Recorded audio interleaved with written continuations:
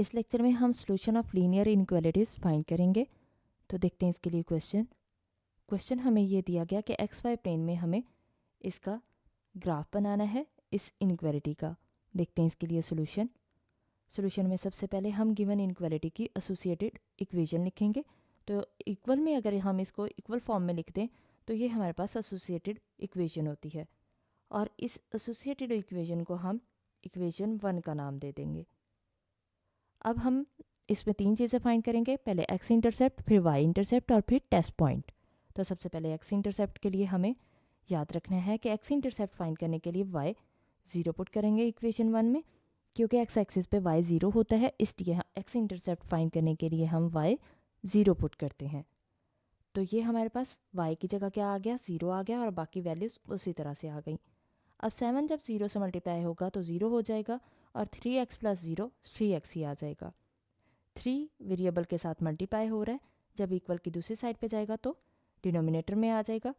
तो ये 3 को हमने डिवाइड कर दिया, 21 डिवाइडेड बाई 3, तो कितना आ जाएगा 7। इसका मतलब हमारे पास पॉइंट क्या आया 7 0, यानी x की वैल्यू 7 है जबकि y 0 होगा। तो क्योंकि y हमने 0 पुट किया है तो x की वैल्यू क्या मिली है, 7 मिली है। ये हमारे पास x इंटरसेप्ट के थ्रू पॉइंट आ जाएगा। अब y इंटरसेप्ट फाइंड करते हैं, तो इसके लिए y इंटरसेप्ट के लिए x is equal to 0 put करेंगे इक्वेशन 1 में, तो x की जगह क्या लिख देंगे, 0 लिख देंगे, और बाकी वैल्यूज़ उसी तरह से same. 7y is equal to 0 is equal to 21 आएगा, क्योंकि 3 मल्टीप्लाई हुआ 0 से तो 0 आ गया, और 0 प्लस 7y ही आ जाएगा। 7y के साथ मल्टीप्लाई हो रहा है, जब दूसरी साइड पे इक्वल के जाएगा तो डिनोमिनेटर में आ जाएगा, और 21 डिवाइडेड बाई 7 कितना होगा, 3। तो इसका मतलब हमारे पास पॉइंट क्या मिलेगा, 0 3, क्योंकि x की वैल्यू 0 थी तो y की वैल्यू कितनी मिली, 3 मिली। अब हम टेस्ट पॉइंट फाइंड करते हैं। तो टेस्ट पॉइंट के लिए हम ओरिजिन पे टेस्ट पॉइंट चेक करते हैं, यानी 0 0 पे x की वैल्यू भी 0 और y की वैल्यू भी 0। टेस्ट पॉइंट के लिए हम इक्वल का साइन नहीं लगाते, जस्ट इनइक्वालिटी में ग्रेटर या लेस का साइन ही आता है। हम चेक करेंगे क्या 0 0 पे ये इनइक्वालिटी ट्रू है या फिर फॉल्स है। तो x की जगह 0 पुट करेंगे और y की जगह भी 0 पुट करेंगे। तो ये हमने 0 0 पुट किया, 3 इंटू 0 0 हो जाएगा, और 7 इंटू 0 0 हो जाएगा, यानी 0 प्लस 0 0 ग्रेटर देन 21। तो क्या ये ट्रू होता है, नहीं, ये ट्रू नहीं होता, ये फॉल्स है, क्योंकि 0 बड़ा नहीं होता 21 से, इसलिए ये फॉल्स है।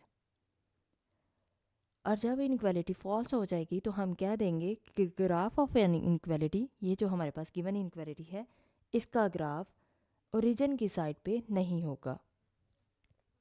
देखते हैं इसका ग्राफ। तो यहाँ पे हमने लाइन बना ली। कैसे लाइन बनाई हमने, कि हमारे पास एक्स इंटरसेप्ट 7 0 था, वाई इंटरसेप्ट 0 3 था, तो हमने इन दोनों पॉइंट्स के थ्रू इसका ग्राफ, ये हमारे पास एक्स एक्सिस है, पॉजिटिव एक्स एक्सिस, ये नेगेटिव एक्स एक्सिस, और ये पॉजिटिव वाई एक्सिस, और ये नेगेटिव वाई एक्सिस। तो अब कहा गया कि ग्राफ इसका ओरिजिन की साइड पे नहीं होगा, यानी ओरिजिन वाली साइड पे नीचे की तरफ नहीं होगा, फिर ऊपर की तरफ होगा। तो हमारे पास जो शेडेड एरिया आएगा वो ये वाला एरिया होगा, यानी लाइन से हम ऊपर वाली साइड पे ये सारा एरिया हमारे पास शेडेड एरिया आ जाएगा। आप इस एरिया को शेड कर सकते हैं, या फिर जैसे मैंने ये लाइन स्ट्रॉ की थी, आप इसी तरह से लाइन स्ट्रॉ कर सकते हैं, या फिर कलर भी यूज़ कर सकते हैं। तो ये हमारे पास इसका ग्राफ आ जाएगा।